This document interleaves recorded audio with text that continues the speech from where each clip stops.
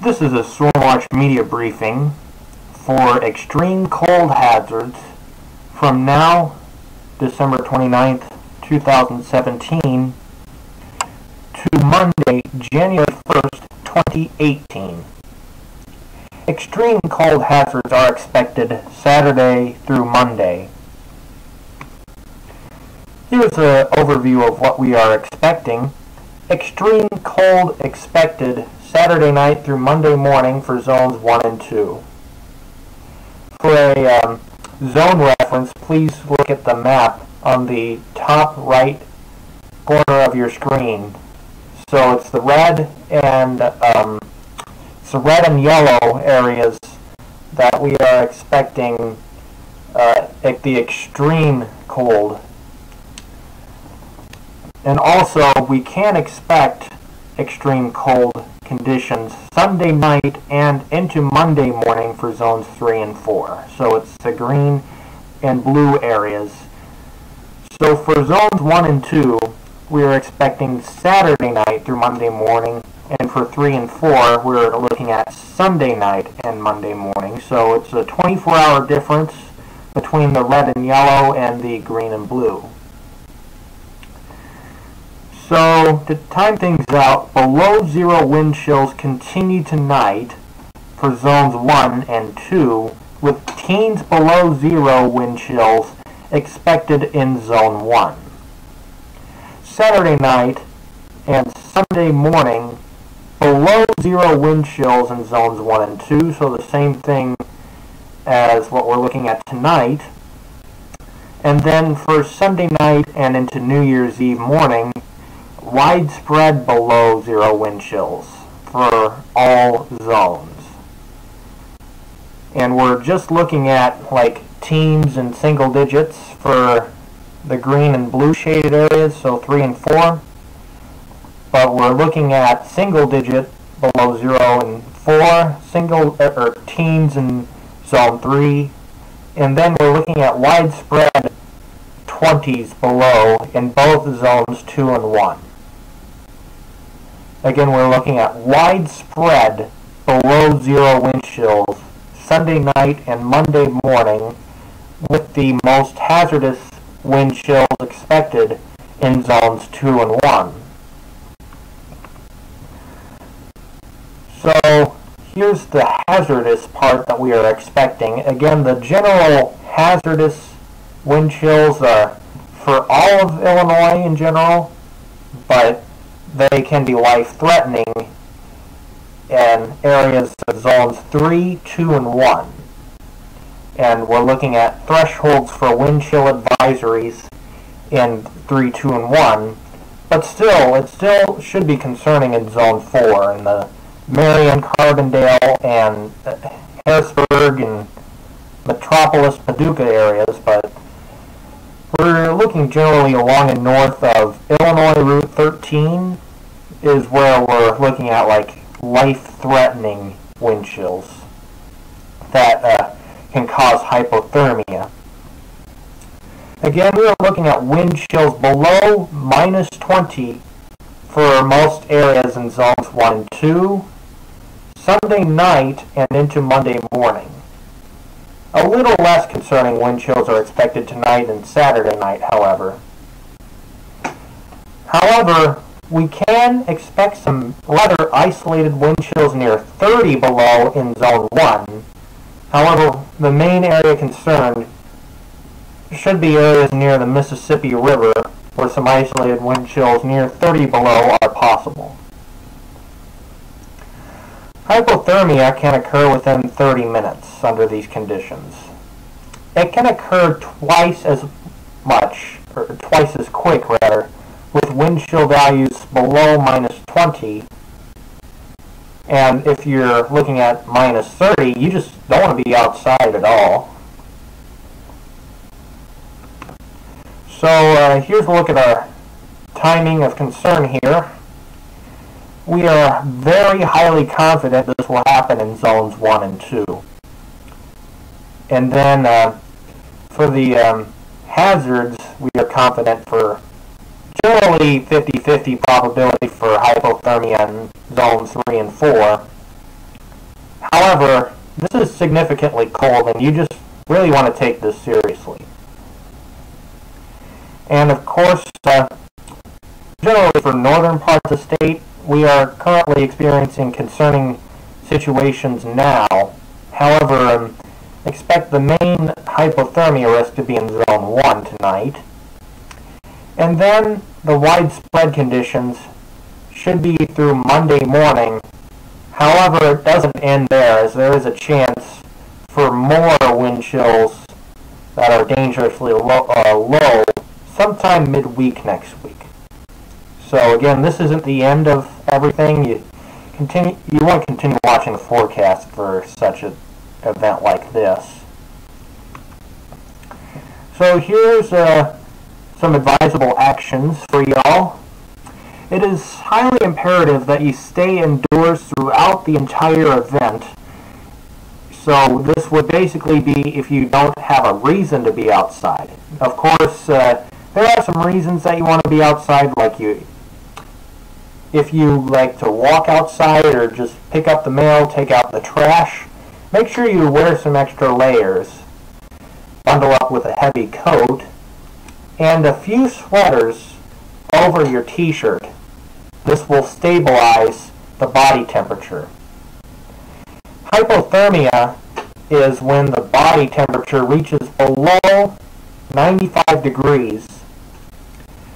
And basically what this is that your body is losing heat, and it's eventually doing that to the point to where it is losing more heat than it is generating more heat. So if you're losing more heat, you're going to eventually your body's going to fail to produce more heat, and that can be fatal, and eventually that could cause death. And another very important topic during these wind chills, only let your pets outside for less than 5 minutes, or just for bathroom breaks in general. You would be endangering your pets if you leave them outside without warmth of any kind. And in the event you lose power, this is a very important topic during winter weather. Should be common sense for a lot of people by now. Use a generator to power your home if you have one. If you don't have a generator, this doesn't mean you're out of luck. If you have a car in your garage, open your garage, but turn your car on, make sure it has at least a half a tank of gas, and give yourself some emergency warmth. If you do have a generator, a few tips for you. Do not use your generators inside, as this may cause an electrical shortage or an electrical fire. And of course, you want to ensure they are outdoors at least 15 feet from any combustible items. So this would be about 15 feet from your home. Grass is not really what we're thinking is combustible, but make sure that you can have some concrete around the generator. This will at least isolate it from any fire concerns. And some tips for grill and oven safety. Do not use grills or ovens to heat your home. After a prolonged period of time, ovens can cause carbon monoxide in your house. And even for just a little bit of time, grills will cause carbon monoxide in your house. It is not a good idea to use grills during this event. And if you use them inside, you probably are risking your life. So don't use grills during this event, outside or inside. Of course, why would you want to be cooking out during these wind chills? And of course, the most important thing about winter weather safety, space heaters. Space heaters should be placed at least 10 feet away from any kind of flammable object. So, at least place them 5 feet away from the wall. It depends on the type of wall, but some walls can be flammable, especially those with like thin walls, of course. And also keep them away from paper. Ensure that there's no loose wiring, because if that's the case, then space heaters can actually cause carbon monoxide. Again, we want to make sure that they are placed at least 10 feet away from flammable objects. If the cord allows, place them at least 10 feet away from the wall. And another very important thing about plugging things out: do not pull the cord to plug things out. You can damage the cord, and that will not only cause an electrocution risk, that will cause an electrical fire risk as well, because if you have open contact with electricity and a random flammable object, even if it's your carpet, that can spark an electrical fire. And with space heaters, that doesn't just have the risk for carbon monoxide, it can cause electrical fires as well. Another thing, if you have not already done so, I highly recommend you guys check your carbon monoxide detectors, and as well as your smoke alarms. Of course, if the carbon monoxide alarms were manufactured more than 5 years ago, I highly recommend that you get another carbon monoxide detector for that location. And with smoke alarms, you want to make sure that they are dual sensor alarms, or just have an ionization and a photoelectric at the same location. And make sure that they are working properly. So in the event you're asleep and apparently you forgot to test your smoke alarm and it failed to give the low battery chirp, that will get you in a lot of trouble.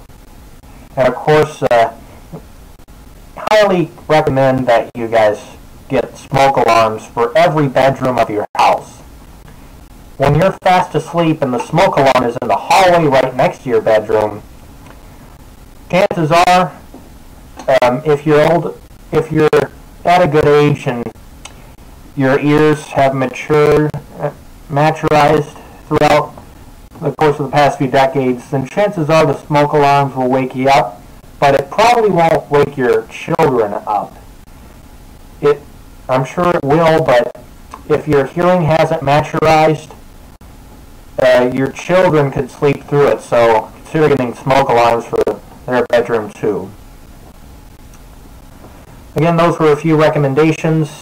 Just to sum things up, we are expecting hazardous wind chill temperatures across the state anytime between tonight and New Year's Eve morning to kick off the year 2018.